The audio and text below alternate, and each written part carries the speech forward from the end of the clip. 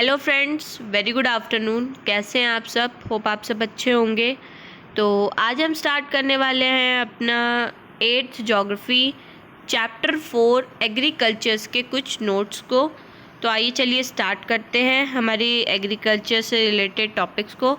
तो पहला टॉपिक है हमारा एग्रीकल्चर। एग्रीकल्चर मीन्स खेती वगैरह। Agriculture word comes from Latin word. हमारी ये लैटिन वर्ड से आया है एग्रीकल्चर वर्ड, जिसका मतलब है एगर और एग्री। इसका मतलब होता है फील्ड एंड कल्चर, हमारी जो परंपरा है और जो हमारे फील्ड से मैदान है। ठीक है। मीनिंग कल्टीवेशन, जिसका मीनिंग होता है कल्टीवेशन मीन्स खेती वगैरह। Agriculture is also known as a farming is the art. Agriculture ये भी मानता है कि ये एक नाम से जाना जाता है। Farming is the art and science of cultivating the soil. ये एक आर्ट है फार्मिंग का, ठीक है, खेती का, और सॉइल को कल्टीवेट करने का एक साइंस है। ठीक है। रेजिंग क्रॉप्स को बड़ा करने का, और रियरिंग अ लाइफ स्टॉक, अपने जीवन शैली को जीने का। ठीक है। The transformation from a plant to a finished product. जो हम ट्रांसफॉर्मेशन करते हैं plant to a finish product, पेड़ों से लेकर के अपने तैयार माल तक, फिनिश प्रोडक्ट तक जो ट्रांसफॉर्मेशन होता है, चेंजेस होता है, involves 3 types of economic activity. ये इन्वॉल्व करता है 3 तरह की हमारी आर्थिक गतिविधियों को, इकोनॉमिक एक्टिविटीज़ को। ठीक है। तो वो 3 एक्टिविटीज़ प्राइमरी, सेकेंडरी और टर्सरी होती है। तो पहला हमारा आता है प्राइमरी एक्टिविटी। ठीक है। Primary activities are those activities which are connected with the extraction and production. जो वो प्राइमरी एक्टिविटी जो हमारी होती है वो ऐसी एक्टिविटी होती है जो कनेक्ट करती है विद द एक्सट्रैक्शन मीन निष्करण के लिए के साथ साथ, और प्रोडक्शन ऑफ नेचुरल रिसोर्सेज, जो भी नेचुरल रिसोर्सेज का प्रोडक्शन होता है। जैसे for example agriculture and fishing, ये क्या है? ये एक्सट्रैक्शंस है, फिश को निकालना और प्रोडक्शन करना, एग्रीकल्चर वगैरह करना। तो ये वो एक्टिविटीज़ होती है जो एक्टिविटीज़ कनेक्ट करती है एक्सट्रैक्शन और प्रोडक्शन ऑफ नेचुरल सोर्सेज से। ठीक है, रिसोर्सेज से। देन आता है सेकेंडरी एक्टिविटीज़, जो हमारी माध्यमिक गतिविधियाँ जो है वो क्या है?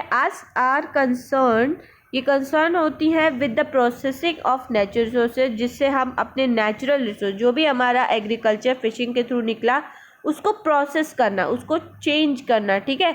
ये उस चीज़ से, उस प्रोसेस से, उस प्रक्रिया से कंसर्न होता है टू मैन्युफैक्चरिंग प्रोडक्ट्स, ताकि वो मैन्युफैक्चरिंग प्रोडक्ट्स को, नेचुरल रिसोर्सेज को मैन्युफैक्चरिंग प्रोडक्ट्स में चेंज करे। लाइक बेकिंग ऑफ ब्रेड को आप बेक करो। वीविंग ऑफ क्लोथ को आप सिलो। स्टील मैन्युफैक्चरिंग, देखिए जैसे क्या नेचुरल रिसोर्सेज क्या हो गया? ब्रेड को बेक करने के लिए आपको क्या चाहिए? आटा चाहिए। आटा के लिए आपको क्या चाहिए? गेहूँ चाहिए। तो गेहूँ आपको कहाँ से मिलेगा? प्राइमरी सोर्स से, प्राइमरी एक्टिविटी से, नेचुरल रिसोर्स है वो। देन आप उसको क्या करोगे? आटा में चेंज करोगे, पीसोगे, फिर आटा से ना आप ब्रेड बनाओगे। तो ये चेंज करना, ट्रांसफॉर्म करना, ठीक है, उस प्रोसेस में लाना, ये प्रोसेस हमारा सेकेंडरी एक्टिविटी का रोल होता है। उसी तरीके से क्लॉथ के लिए कॉटन चाहिए, कॉटन हमारा नेचुरल सोर्स से मिलेगा। देन उसको आप सिलोगे तो वो हमारा सेकेंडरी एक्टिविटी हो जाएगा, क्योंकि उसको सिलने का जो प्रोसेस होगा वो प्रोसेस जो है हमारा सेकेंडरी एक्टिविटी जो है वो अपने साथ करता है। ठीक है। देन आता है टर्सरी एक्टिविटीज़। तीसरी एक्टिविटी जो हमारी होती है वो क्या होती है? प्रोवाइड करती है service like transport, trade, banking, insurance and advertising. अभी तक हम लोगों ने ये बात किया कि प्राइमरी एक्टिविटी नेचुरल रिसोर्सेज का प्रोडक्शन करती है, एक्सट्रैक्शन करती है। देन सेकेंडरी एक्टिविटी क्या करती है? प्रोसेस करती है, ट्रांसफॉर्म करती है हमारे नेचुरल रिसोर्सेज को फिनिश प्रोडक्ट में। देन अब उसको एक जगह से दूसरी जगह पहुंचाने के लिए कौन हेल्प करता है? टर्सरी एक्टिविटी मीन्स कि तृतीय जो गतिविधियां होती है वो प्रोवाइड करती है हमें सर्विसेज, जैसे कि क्या क्या? ट्रांसपोर्ट करना, यहाँ से वहाँ माल को भेजना, व्यापार, ट्रेड वगैरह, बैंकिंग की सुविधा, इंश्योरेंस की सुविधा, और एडवर्टाइजमेंट, प्रचार करने की सुविधा। तो ये सारी चीज़ें हमें टर्सरी एक्टिविटीज़ प्रोवाइड करती है। इस ग्राफ के अंदर आप देखिए जो एरिया हमारा ग्रीन से रिप्रेजेंट कर रहा है वो क्या है, सर्विस सेक्टर है। जो रेड से प्रोड्यूस कर रहा है वो इंडस्ट्री सेक्टर है, और जो ब्लू से है वो एग्रीकल्चर सेक्टर है। मीन्स 15% जो हमारा है वो क्या है, एग्रीकल्चर सेक्टर है। देन उसके बाद हमारा जो लाल से है वो इंडस्ट्रियल सेक्टर है, और सबसे ज़्यादा कौन सेक्टर है, सर्विस सेक्टर है। देन उसके बाद इस ग्राफ के अंदर अगर आप देखो तो इस ग्राफ के अंदर इंडस्ट्री 11.8 है, उद्योग वगैरह खुलने लगे, ठीक है। उसके बाद एग्रीकल्चर सेक्टर हमारा 25.4 है, क्योंकि सबसे ज़्यादा इस समय काम आपको एग्रीकल्चर सेक्टर में मिल रहा है।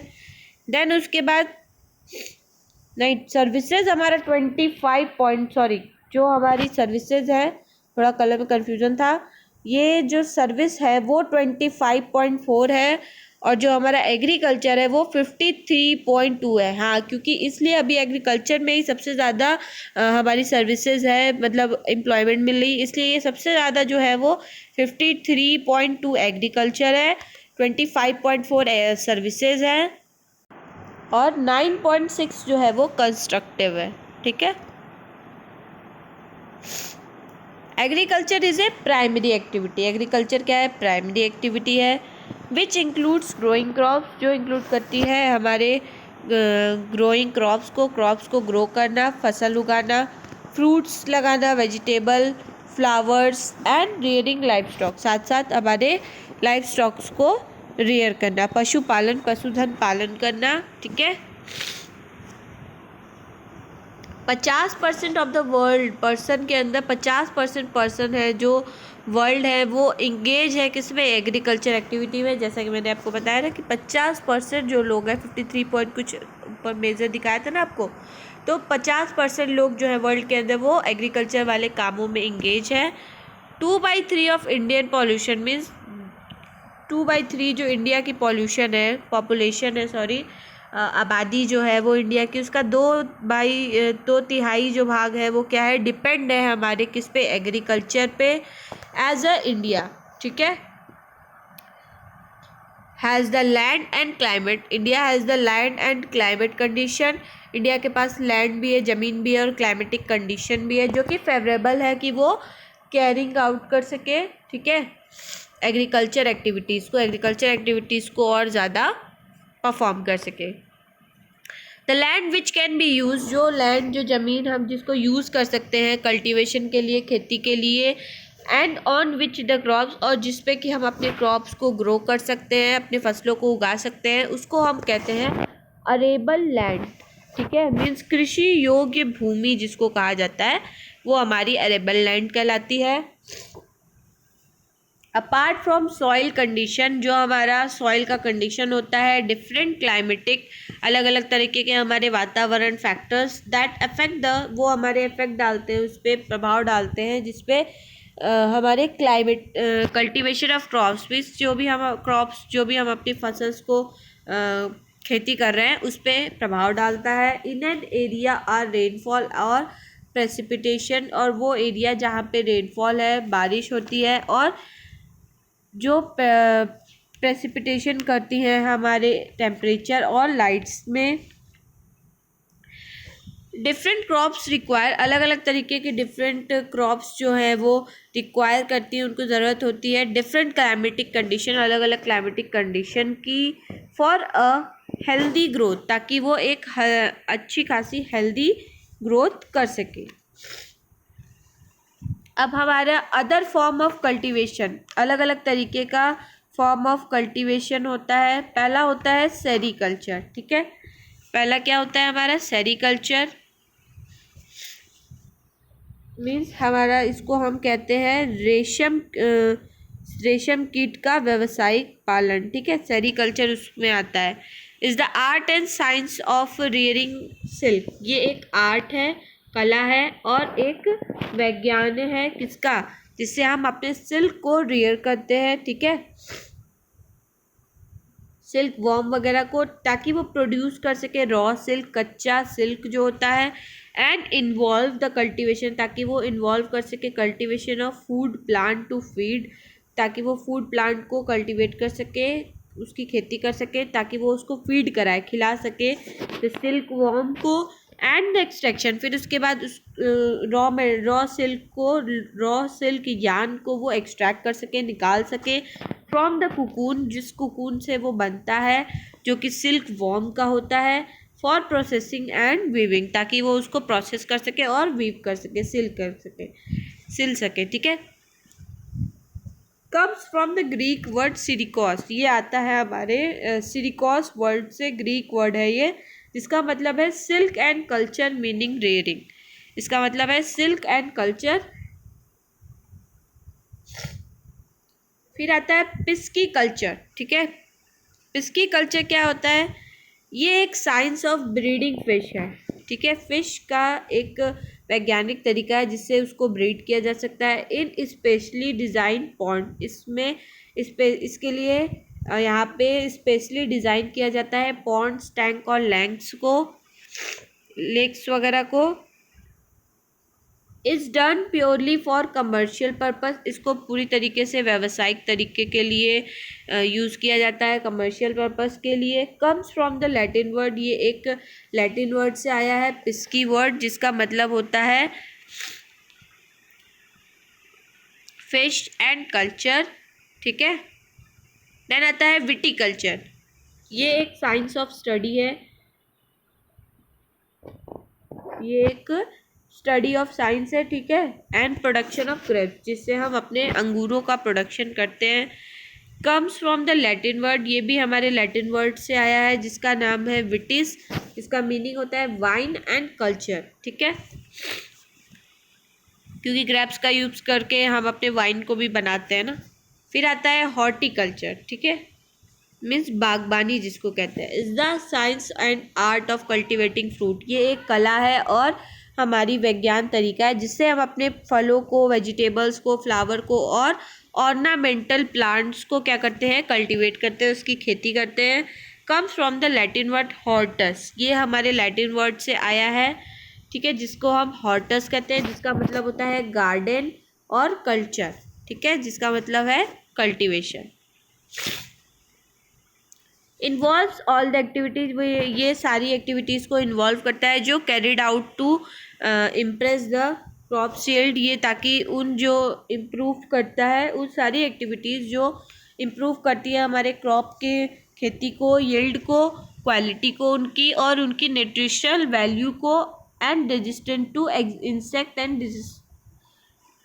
डिजीजेज, जो बीमारियों और इंसेक्ट से रेजिस्ट करती है, बचाती है, उन सारी एक्टिविटीज़ को ये इंक्लूड करता है। कौन? Horticulture. Then next topic is farm system. जो कृषि प्रणाली होता है, फार्म सिस्टम, उसके टॉपिक के बारे में हम यहाँ पे पढ़ेंगे। The farming system has 3 component. Farming system के 3 कंपोनेंट हैं। पहला है इनपुट, जो कि इंक्लूड करता है seed, fertiliser, machinery and labour. Means कि आप फार्म सिस्टम के अंदर क्या क्या यूज़ करते हो? सबसे पहले आप इनपुट लगाते हो, जो क्या इंक्लूड करता है? बीज बोओगे तभी फसल आएगी, फर्टिलाइज़र यूज़ करोगे तभी अच्छी फसल होगी, मशीनरी यूज़ करोगे तो अच्छी खेती होगी। ठीक है। उपजाऊ अच्छा होगा उसका। ठीक है। और उसके बाद लेबर का यूज़ करोगे तभी सारी एक्टिविटी परफॉर्म होगी। तो ये सारे क्या है? इनपुट है, जिसको आपको लगाना पड़ता है फार्म सिस्टम में। देन आता है प्रोसेस। इनपुट लगाने के बाद आपका आता है process. Is the process activity like tilling. ये प्रोसेस का मतलब होता है जैसे टिलिंग करना।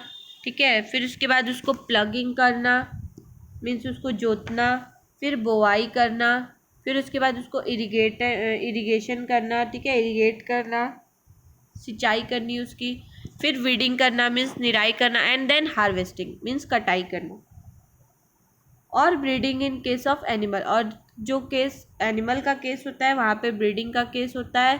Farm by which the output is obtain, ये फार्म के थ्रू होता है, जिससे क्या होता है? आउटपुट जो है हमारा निकलता है। जब हम इनपुट लगा देंगे, सीड, फर्टिलाइजर, मशीनरी, लेबर, तो वो प्रोसेस होगा। प्रोसेस में क्या क्या होगा? उसको आप जो भी चीज़ें होंगी, जो भी सीड्स होंगे, उनको क्या पहले अपने ज़मीनों को जोतोगे, बोआई करोगे, फिर उसके बाद उसके स्प्रेइंग करोगे, फर्टिलाइज़र छिड़कोगे, फिर सिंचाई करोगे, ठीक है, निराई करोगे, देन उसके बाद उसको काटोगे ना, तो ये हो जाता है एक प्रोसेस हमारी फार्मिंग की एक्टिविटी का। और जब एनिमल का केस होता है तो ब्रीडिंग का केस हो जाता है, जहाँ पे हमें आउटपुट फिर इन सारी चीज़ों से मिलता है।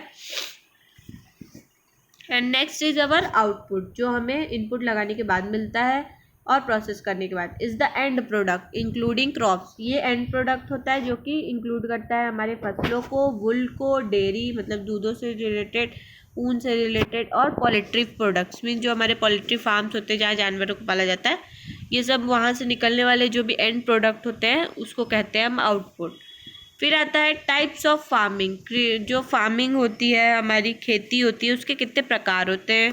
Farming depend on the geographical condition, हमारे जियोग्राफिकल कंडीशन पे मीन्स हमारे भौगोलिक स्थिति पे हमारी फार्मिंग पूरी डिपेंड होती है।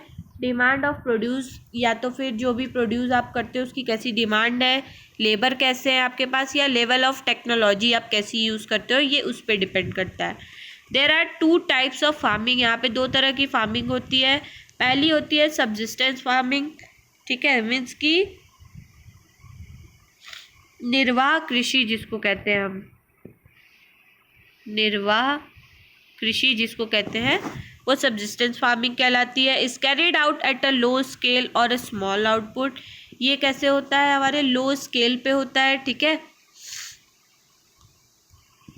फॉर अ स्मॉल आउटपुट, छोटे मोटे आउटपुट्स के लिए इसको परफॉर्म किया जाता है। इस practice to meet the need of the farmer's family, इसको तभी किया जाता है ताकि वो जो किसान है वो अपने परिवार की ज़रूरतों को पूरा कर सके उस तक, ठीक है, इसलिए ये सब्सिस्टेंस फार्मिंग होता है। मीन्स कि अपने जीवन व्यापन के लिए जो खेती की जाती है उसको सब्सिस्टेंस फार्मिंग बेसिकली कहते हैं। Uses very low and technology, यहाँ पे बहुत लो तरीके की टेक्नोलॉजी को यूज़ किया जाता है। And most of the labour is manual, और ज़्यादातर लेबर जो होते हैं वो मैनुअल होते हैं, हाथ से काम करने वाले होते हैं। अब इसके अंदर भी 2 तरीके होते हैं, प्रिमिटिव सब्सिस्टेंस एग्रीकल्चर, ठीक है। अब जो प्रिमिटिव सब्सिस्टेंस एग्रीकल्चर होता है वो इंक्लूड करता है क्या क्या एक्टिविटी को, शिफ्टिंग कल्टीवेशन, ठीक है, शिफ्ट करना। शिफ्टिंग कल्टीवेशन क्या होता है, is also known as slash and burn agriculture, इसको हम स्लैश और बर्न एग्रीकल्चर के नाम से भी जानते हैं। Is where after cultivation the land is abandoned and cultivator move to the new plot, ये वो होता है जब कल्टीवेशन खेती होने के बाद क्या होता है कि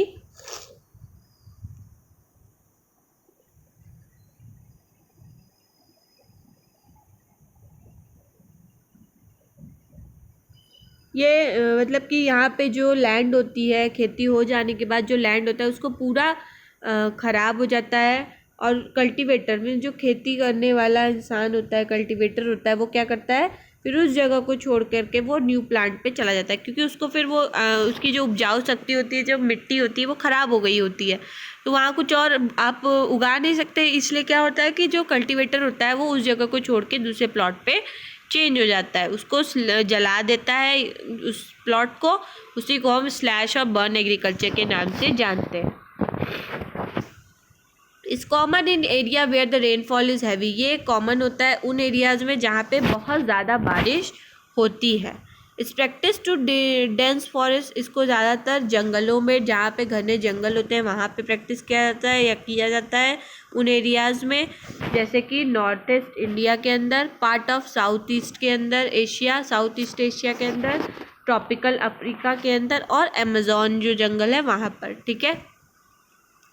the crops are grown here, जो इस तरह के जो एरियाज़ होते हैं वहाँ पे ज़्यादातर किस तरह के फसल उगाए जाते हैं, मेज़, याम, पोटैटोज और कसावा, ठीक है, मीन्स कि जो हमारे शकरकंद हो गया, आलू हो गया, ये कसावा जो है एक रूट वेजिटेबल है, ठीक है, ये सब जो है वो वहाँ पे उगाया जाता है। Then next is nomadic herding. Nomadic herding means is where the herdsman, means कि जो चरवाहे होते हैं, जो हमारे गैया, ऊँट, कोई भी जानवर को चरते हैं, ठीक है, वो उनको कहते हैं हर्ड्समैन, मीन्स चरवाहे। ये क्या करते हैं, move from one place to plates, ये करते हैं एक जगह से दूसरी जगह मूव करते हैं विद देयर एनिमल्स, अपने जानवरों के साथ, उनके चारों के साथ, फोडर के साथ, एंड वाटर, पानी के साथ, अलॉन्ग डिफाइंड रूट, जो कि जो रास्ता उनको ऑलरेडी डिफाइंड होता है, पता होता है, उधर साइड पे वो एक जगह से दूसरी जगह मूव करते हैं। Is practice in semi arid and arid area, इसको हम कहाँ प्रैक्टिस करते हैं? सेमी एरिड और एरिड एरिया में, जैसे Rajasthan, Jammu Kashmir, Sahara and central Asia. Semi arid और एरिड का मतलब होता है अर्ध शुष्क, और एरिड एरिया को शुष्क क्षेत्र कहते हैं। सेमी एरिड मीन्स जहाँ पे बहुत कम बारिश होती है, ठीक है, और कम्प्लीटली ड्राई नहीं होता है। पर जो एरिड एरिया होता है वहाँ पे बहुत ज़्यादा ड्राई होता है और बारिश ज़रा सा भी नहीं होता, ठीक है, वो एरिड एरिया कहलाता है। तो ये सब एरिया में ये जो जानवर, जो लोग हर्ड्समैन होते हैं, वो एक जगह से दूसरी जगह जाते हैं। Sheep, goat, camel and yak are reared and provide milk, wheat and wool. जो ये जानवर पालते हैं, चरवाहे जो होते हैं, वो क्या क्या जानवर पालते हैं? शीप, गोट, कैमल एंड याक, ये सब क्या करते हैं? इनका पालन करते हैं। और ये लोग जानवर जो होते हैं वो प्रोवाइड करते हैं क्या? दूध, मीट, वुल, ये सारी चीज़ें इन चरवाहों को ये जानवर प्रोवाइड करते हैं। कैन बी फर्दर क्लासिफाइड, इसको पहले ये भी क्लासिफाइड किया गया था इंटेंसिव सब्सिस्टेंस एग्रीकल्चर, ठीक है। अब ये इंटेंसिव सब्सिस्टेंस एग्रीकल्चर क्या हो गया? Farming farmer use simple tools, जो हमारे फार्मर होते हैं वो क्या करते हैं? सिंपल टूल्स का यूज़ किया करते हैं, such as spades and plug. Simple use क्या क्या करते हैं वो? Spades and plugs and manual labour, हाथों से काम करने वाले मैनुअल लेबर्स को, ताकि वो अपनी खेती कर सके। Cultivate a small plot of land, छोटी सी ज़मीन जो उनकी होती है उसको। इस प्रैक्टिस इन एरिया हैविंग फर्टाइल सॉइल, ये वहाँ पे उन एरियाज़ में प्रैक्टिस किया जाता है जो काफ़ी ज़्यादा उपजाऊ मिट्टी होती है जहाँ पे, and receiving a plenty of sunshine, और वहाँ पे अच्छी खासी जो है वो धूप पड़ती है थ्रू आउट द ईयर, पूरे एरिया में, ठीक है, पूरे साल भर में वो प्लेंटी ऑफ सनशाइन को रिसीव करता है। Is more common in the thickly populated area, ये ज़्यादातर कॉमन है उस जगह पे जहाँ पे अच्छी खासी आबादी होती है। मॉनसून रीजन ऑफ साउथ, ये होता है एक मानसून मीन्स बारिश के मौसम में साउथ के रीजन में, south east and east Asia के अंदर। इस practice in the tropical and सब ट्रॉपिकल एरिया, इसको ट्रॉपिकल और सब ट्रॉपिकल एरियाज़ में भी किया जाता है, जो कि वेस्ट बंगाल और आंध्र प्रदेश में। Rice is the main crop grown, जो राइस होता है, चावल होता है, वो सबसे इम्पॉर्टेंट मेन क्रॉप्स होता है, फसल होती है जो कि ग्रो की जाती है थ्रू इंटेंसिव फार्मिंग, जो कि इंटेंसिव फार्मिंग का यूज़ करके किया जाता है। इन एडिशन टू वीट, ताकि उसमें वीट का भी एडिशन किया जा सके, मेज का, पल्स का, ऑयल शीट का, और the same plot of land, एक ही प्लॉट ऑफ लैंड के ऊपर कई सारे क्रॉप्स को ग्रो किया जाए। This type of cultivation produces very little and is mainly to fulfil a farmer personal need. ये जो इस तरह की जो खेती होती है काफ़ी कम होती है, बहुत थोड़ी सी होती है, और ये ज़्यादातर फार्मर्स की जो पर्सनल नीड होती है, ज़रूरत होती है उनकी खुद की, उसको ही केवल फुलफ़िल करती है। ये हो गया subsistence farming, intensive farming, primitive farming. इन सब के अंदर जो है वो जो भी कल्टीवेशन होता है, खेती होता है, वो अपने पर्सनल नीड के लिए होता है। फिर आता है कमर्शियल फार्मिंग, मीन्स कि ऐसी खेती जो जिसमें कमाई का अवसर ज़्यादा हो, ठीक है, व्यावसायिक चीज़ों के लिए। Involves activity on a larger scale, यहाँ पे जो भी एक्टिविटी इन्वॉल्व की जाती है वो बड़े पैमाने पे की जाती है। And yield a much larger produce, और उस तरह के येल्ड को यूज़ किया जाता है जो लार्ज अमाउंट में प्रोड्यूस करे। इज़ वेयर मिनिमल मैनुअल्स, ये यहाँ पे जहाँ पे मिनिमल मैनुअल्स मीन्स वहाँ पे मैनुअल लेबर जो होते हैं, इंसान के द्वारा जो लेबर के द्वारा जो काम किए जाते हैं वो बहुत कम होते हैं। इस इन्वॉल्व द मशीन, यहाँ पे ज़्यादातर मशीन इन्वॉल्व होता है और ज़्यादातर काम भी मशीन ही करती है। The crops grown and the animal, यहाँ पे फसलें भी उगाई जाती है और जानवरों को भी पालन किया जाता है। Reared are sold in the market, यहाँ पे उनका पालन इसीलिए किया जाता है ताकि उसको बेचा जा सके, ठीक है। Develop nation mostly perform the these farming style. जो भी डेवलप नेशन होता है, जो भी राज्य बहुत ज़्यादा डेवलप्ड होता है, वो इस तरह की फार्मिंग को बहुत ज़्यादा परफॉर्म करता है, क्योंकि ये कमर्शियल वैल्यू के लिए होता है, बेचने के लिए ही होता है। फिर होता है कमर्शियल ग्रेन फार्मिंग। ग्रेन की फार्मिंग जो होती है कमर्शियल पर्पस के लिए, is the cultivation of crop. ये क्या है? खेती है किसकी? क्रॉप्स की, फॉर कमर्शियल पर्पस, ताकि उसको बेचा जा सके। जहाँ पे crops are grown for sale in the market, जहाँ पे फसलें जो है उगाई जाती हैं ताकि उसको सेल कर दिया जाए, बेच दिया जाए मार्केट के अंदर। इस practice is the specially populated. ये जो चीज़ें की जाती है, जो फार्मिंग जहाँ परफॉर्म की जाती है, ये उन एरियाज़ में जो कम पॉपुलेटेड एरिया होती है, जहाँ पॉपुलेशन जो है वो जनसंख्या जो है, लोगों की आबादी जो है वो कम होती है, of the temperature on the temperate grassland of north America. और जहाँ पे ग्रासलैंड जो होता है, टेम्परेट ग्रासलैंड होता है, लाइक नॉर्थ अमेरिका, यूरोप और एशिया। ठीक है, इन जगहों पे ज़्यादा आबादी नहीं होती है, और यही उन सब जगहों पे यहाँ पे ये सारे फार्मिंग को प्रैक्टिस किया जाता है। The main crops grown are wheat and maize. ज़्यादातर मेन क्रॉप्स जो होता है, जिसको फसल उगाई जाती है, वो क्या होती है? वीट होती है, गेहूँ और मेज। ठीक है, देन आता है मिक्स फार्मिंग। ठीक है, अभी तक सिर्फ एक चीज़ों की फार्मिंग हुई, अब क्या है? Mix farming. मिक्स फार्मिंग क्या होता है? Is where the land is use for growing. ये वो एरिया है, वो ज़मीन है जिसको यूज़ किया जाता है ग्रोइंग के लिए, जहाँ पे चारा ग्रो किया जाता है, फॉडर क्रॉप्स ग्रो किए जाते हैं, रियरिंग अ लाइफ स्टॉक, पशुपालन किया जाता है। इस कॉमन इन यूरोप, ये यूरोप के अंदर कॉमन है। पार्ट ऑफ ईस्टर्न यूएसए, ये एक पार्ट होता है ईस्टर्न यूएसए का, अर्जेंटीना, साउथ ऑस्ट्रेलिया और न्यूजीलैंड और साउथ अफ्रीका के अंदर ये सब मिक्स फार्मिंग कॉमन होता है। Farmer cultivate food crops. Farmer जो होता है वो खेती करता है फूड क्रॉप, फसलों की, खाने वाले फसलों की खेती करता है, लाइक चावल, wheat, fodder crops like barley and grass. ठीक है, ये सारी चीज़ें फॉडर क्रॉप्स क्या क्या हो जाएंगे? बार्ले उगाना और घास वगैरह उगाना, जो अपने गाय और जानवरों को खिलाया जाता है। Then next topic is plantation. अब प्लांटेशन के बारे में, प्लांटेशन क्या है? Is a where a large farm और estate grow a single crop of tea. वो जहाँ पे लार्ज फार्म्स, बड़े बड़े पैमाने पे फार्म्स होते हैं, और वहाँ पे ग्रो किया जाता है एक सिंगल क्रॉप्स को, एक सिंगल फसल को, लाइक जैसे या तो चाय उगा देंगे, या तो कॉफ़ी उगा देंगे, या शुगर केन गन्ने उगा देंगे, या काजू, कैश्यू वगैरह, रबड़, बनाना, कॉटन। ये सब कमर्शियल यूज़ के लिए होता है, और ये बड़े बड़े फार्म्स में होता है, बड़े बड़े खेतों में होता है, और वहाँ पे सिर्फ एक सिंगल क्रॉप्स को उगाया जाता है। Require a large amount of labour. यहाँ पे लार्ज अमाउंट ऑफ लेबर और कैपिटल दोनों की ज़रूरत पड़ती है। ठीक है, फाइनेंशियल भी बहुत अच्छा खासा चाहिए होता है, और लेबर भी बहुत चाहिए होता है। Investment in building an extensive transportation network. यहाँ पे इन्वेस्टमेंट किया जाता है ताकि वो एक्सटेंसिव, बहुत ज़्यादा जो है वो ट्रांसपोर्टेशन नेटवर्क को बना सके।